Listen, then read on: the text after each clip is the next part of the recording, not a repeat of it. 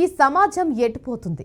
భార్యాభర్తల మధ్య సంబంధాలు ఎటు దారి తీస్తున్నాయి? ప్రస్తుతం వాళ్ళ మధ్య జరుగుతున్న అనార్థాలు చూస్తుంటే సమాజం ఏ దిశగా ప్రయాణిస్తుందో అర్థం కాని పరిస్థితులు రోజు రోజుకు పెరుగుతున్నాయి. ఒకవైపు వివాహితర సంబంధాల పేరుతో కట్టుకున్న భార్యలను భర్తలే కడతీర్చుతున్న ఘటనలు వెలుగులోకి వస్తుండగా, మరోవైపు ప్రియుడి మోజులో పడో లేదా కుటుంబ కలహాల కారణాలతో భర్తలనే హత్య చేస్తున్న భార్యల ఉదంతాలు ఆందోళన కలిగిస్తున్నాయి. మన దేశంలో వివాహమనే పవిత్ర బంధం రక్తపాతంగా మారుతున్నాయి. ఇటీవలే దేశంలో వరుసగా భర్తలను కట్టుకున్న భార్యలే ప్రియుడితో కలిసి హత్య చేస్తున్న ఘటన దేశవ్యాప్తంగా సంచలనం సృష్టిస్తున్నాయి. ఇక విషయంలోకి వెళితే, పెళ్లి కావడం లేదని టెన్షన్ పడుతున్నారా? ఏదో ఒక సంబంధం కుదిరితే పెళ్లి చేసుకొని సెటిల్ అయిపోదామని ప్లాన్ చేసుకుంటున్నారా? అయితే కాస్త ఆలోచించి డిసైడ్ అవ్వండి. ఏదో పెద్దలు తీసుకొచ్చారు, అమ్మాయి నచ్చిందని పెళ్లి చేసుకున్నారో వాళ్ళ చేతిలో, వాళ్ళ ప్రియుడి చేతుల్లో ప్రాణాలు వదలాల్సిందే. ఏంటి, నమ్మడం లేదా? ఇది చూస్తే మీరే నమ్ముతారు. ఎందుకంటే గత కొన్ని నెలలుగా దేశంలో జరుగుతున్న ఘటనలు ఇవే. బ్లూ డ్రమ్ కేసు కానీ, హనీమూన్ కేసు కానీ, గద్వాల్ కేసు కానీ, ఇలా ఎన్ని తీసుకున్నా అందరూ పెళ్ళైన కొన్ని రోజులకే వాళ్ళ ప్రియుడితో కట్టుకున్న భార్య కలిసిన కనీ విని ఎరుగని రీతిలో హత్యలు చేస్తారు. తాజాగా అలాంటి కేసే ఇప్పుడు వెలుగులోకి వచ్చింది.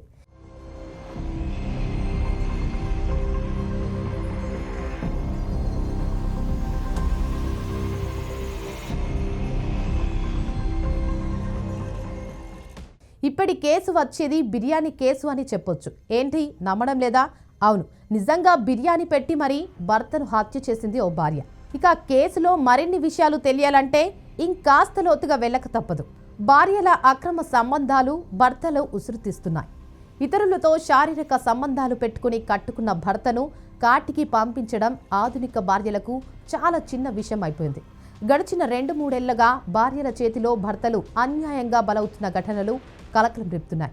తాజాగా అలాంటి ఘటనే గుంటూరు జిల్లాలో చోటు చేసుకుంది. గుంటూరు జిల్లా దుగ్గిరాల మండలం చిలువూరుకు చెందిన లోకం శివనాగరాజు ఉల్లిపాయల వ్యాపారం చేస్తున్నారు. ఆయనకు లక్ష్మీ మాధురితో 2007లో వివాహమైంది. వీరికి 2 మగపిల్లలు కాగా, లక్ష్మీ మాధురి విజయవాడలో సినిమా హాల్లో టికెట్ కౌంటర్లో పనిచేసేది. ఇక ఆ సమయంలో సత్తెనపల్లికి చెందిన గోపితో పరిచయమైంది. అది వివాహితర సంబంధానికి దారితీసింది. అయితే భర్త శివనాగరాజు చేస్తున్న ఉల్లిగడ్డల వ్యాపారం ఆమెకు నచ్చలేదు. నలుగురిలో నామోషిగా ఉందని భావించింది. దీంతో అతనితో ఉద్యోగం మాన్పించేసింది.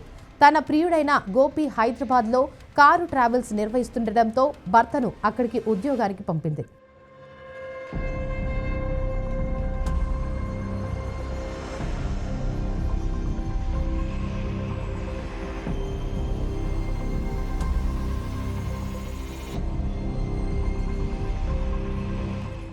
నాగరాజు హైదరాబాద్లో ఉంటే గోపితో లక్ష్మీ మాధురి ఎంజాయ్ చేస్తుండేది.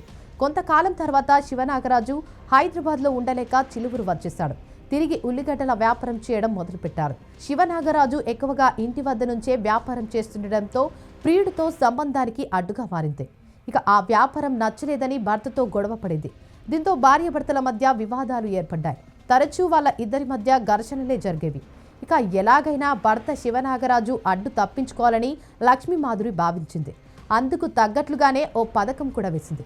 అదే బిర్యానీ మర్డర్. ఈ నెల 18న రాత్రి లక్ష్మీ మాధురి బిర్యానీ వండింది. భర్తకు పెట్టే బిర్యానీలో 20 నిద్ర మాత్రలు పొడిగా చేసి కలిపింది. బిర్యానీ తిన్న నాగరాజు గాఢ నిద్రలోకి జారుకున్నాడు. అర్ధరాత్రి 11:30 సమయంలో ప్రియుడికి గోపికి ఫోన్ చేసి పిలిపించింది. నిద్రపోతున్న నాగరాజు ఛాతిపై గోపి కూర్చోగా మాధురి దిండుతో ముక్కుపై అదిమి నొక్కి పట్టింది. అతడు మృతి చెందాడని నిర్ధారించుకున్నాక గోపి వెళ్లిపోయాడు. ఇక ఆ తర్వాత రాత్రంతా మాధురి ఒంటరిగా కూర్చుని ఫోన్లో పోర్న్ వీడియోలు చూస్తూ ఎంజాయ్ చేసింది.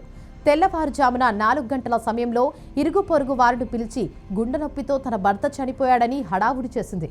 కానీ చుట్టుపక్కన ఉన్న వాళ్ళు ఆ మాటలను నమ్మలేదు. అయితే నాగరాజుకు భార్య మాధురితో తరచూ గొడవలు జరుగుతుండేవి. మాధురి వివాహితర సంబంధం పెట్టుకుందని చుట్టుపక్కల వారికి కూడా తెలిసి వారి మధ్య ఏదో ఉందని చర్చ జరిగేదట. ఇక మృతదేహాన్ని అంత్యక్రియలకు తరలిస్తారనగా నాగరాజు స్నేహితులు అక్కడికి వచ్చారు. మృతదేహాన్ని చూసిన స్నేహితులు నాగరాజు చెవి నుంచి రక్తం కారుతుందని, చెవి దగ్గర గాయం ఉండటాన్ని గమనించారు. వెంటనే వారు నాగరాజు తండ్రితో కలిసి పోలీసులకు ఫిర్యాదు చేశారు. వెంటనే కేసు నమోదు చేసి మృతదేహాన్ని పోస్టుమార్టం కోసం పంపించారు.